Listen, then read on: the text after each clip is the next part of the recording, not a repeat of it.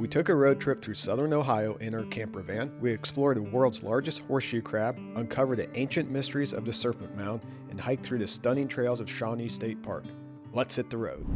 This weekend we are exploring some unique things in Ohio in our camper van. We're currently driving down to Hillsboro, Ohio to see the world's largest horseshoe crab. You may ask, does Ohio have horseshoe crabs? The answer is no, but we have the world's largest one. So it's about 20 to 30 minutes away from the main unique place, which is the Serpent Mound. But there's been a lot of things around it, you could say, interesting, spiritual, aliens, all of it. So we wanted to go check it out. And then we're going to head down to Shawnee State Park to spend the night camping and check out that state park, which is supposed to be beautiful. Yep. Okay.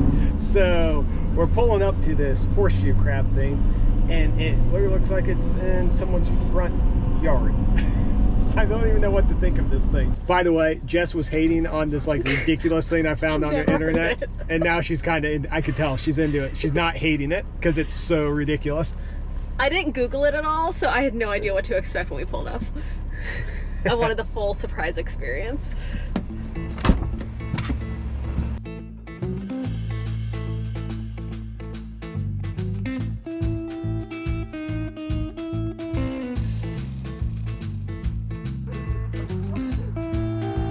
Okay, I've never seen the Twilight movies. Hate me all you want. My sister was super into them, said she didn't remember this from the movies. We're gonna have to Google it. Up for debate. Walk in through the crab's butt. This is so weird. So this is just like, obviously it's a steel crab. This is not a real crab. Thank you for clarifying that. Yeah, I don't know why it's here though. It's just like a tourist attraction. It's so random. But there's a little book and stuff you can sign. The crab is in. Well, there's a book here, so we obviously have to sign it saying it's been here.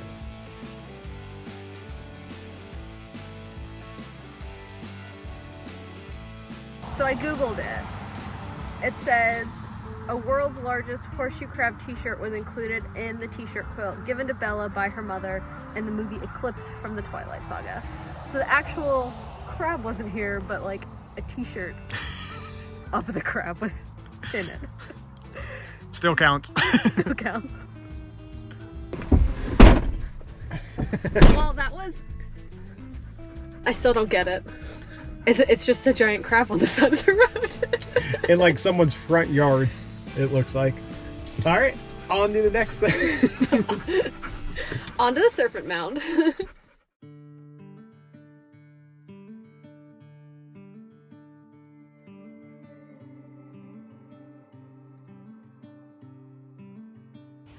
We're here at the Serpent Mound. One of the fun facts about the Serpent Mound is the head of the serpent aligns with the sunset in the Western Hemisphere on the summer solstice. Some think the three main curves of the serpent's body point to the summer solstice sunrise, the equinox sunrise, and the winter solstice sunrise. The ancestors of the American Indians built this site, but they're not quite sure when it was built. They think it was either built 2,300 years ago by the Adena culture or 900 years ago by the Fort Ancient culture. The mounds are about 3 feet tall, and honestly, the whole snake is kind of hard to see unless you're probably up in the observation tower that is currently closed. But we've been trying to get different vantage points of the snake as we've been walking around it. In American Indian tribes, the serpent was a very powerful spirit. People would call upon the power of the great serpent to cure illnesses or have successful hunting trips. We're around the main body of the serpent right now. We're about halfway along the trail. There's a trail that loops around it. So the top of it, there's this nice overlook. And the tail is all the way back there. So we just left the Serpent Mound. It wasn't packed by any means, but for a Saturday evening, it was just a constant flow of people coming in. It really actually surprised me because it's in the middle of nowhere. Yes. It's definitely interesting. I would have loved to have seen it from the observation tower to get more of a bird's eye view from it. Yeah, that was closed though. But I could see with like lining up with all those solstices that people would be drawn to it. Yeah, sorry, I'm driving. Jess is focused now. She doesn't drive much. I prefer to drive on highways, and it's like a windy country road, which is my least favorite thing to drive on. But I've been getting car sick today, so I'm driving. See if this helps with it. We're headed to the campground now down in Shawnee State Park. It's supposed to be pretty nice.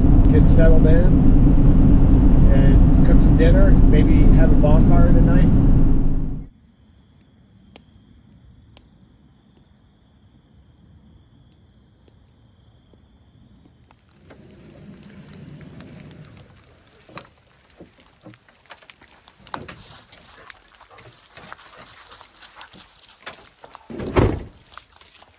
So we pulled up to our campsite last night when it was already dark, and we didn't realize actually how big it was at first.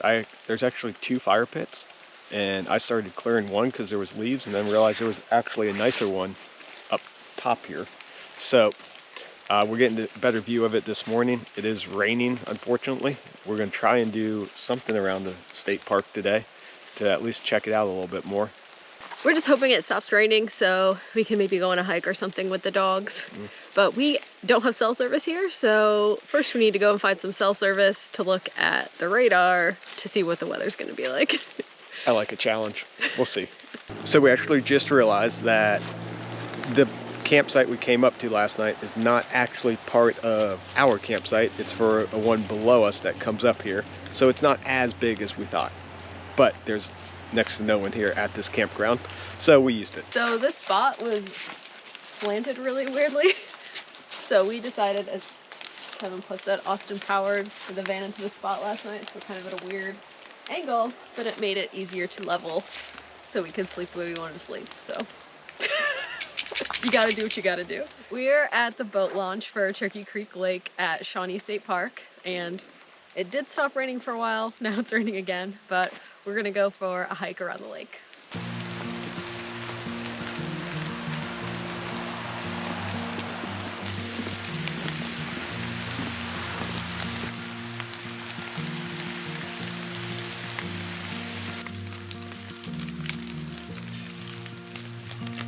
So we just started the hike a little bit ago, and it's just this nice little wooded trail that goes around the lake. We're probably not going to go all the way around the lake since it's a 5-mile hike, and Ash can't do a 5-mile hike yet with his recent ACL surgery. So we'll go for a bit before turning around and heading back.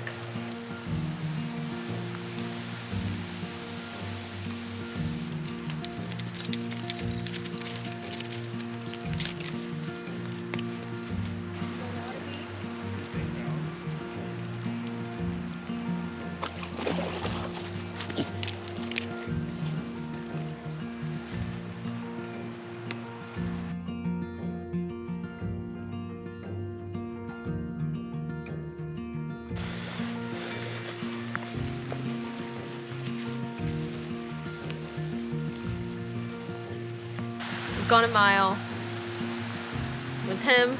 It's time for us to turn back. We can't do more than 2 miles really with our little ACL surgery dog. He's still on the mend.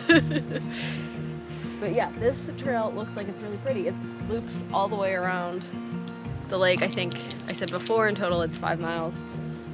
But I would definitely come back here in nicer weather. It'd be beautiful in the fall with the leaves, when the leaves are still on the trees. It'd be really pretty in the summer as well. It's also nice. I've noticed they actually have a couple beaches for the lake, and there's a bunch of stuff for kids to do also. So it seemed like it's probably a pretty fun place, summer, early fall. But as Jess said, we're gonna head back to the car and grab some lunch and head home. And Bella's already on the move.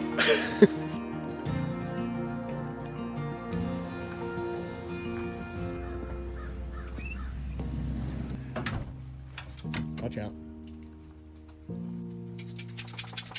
Thanks, Bella. She's like biting the towel. She's biting the towel now.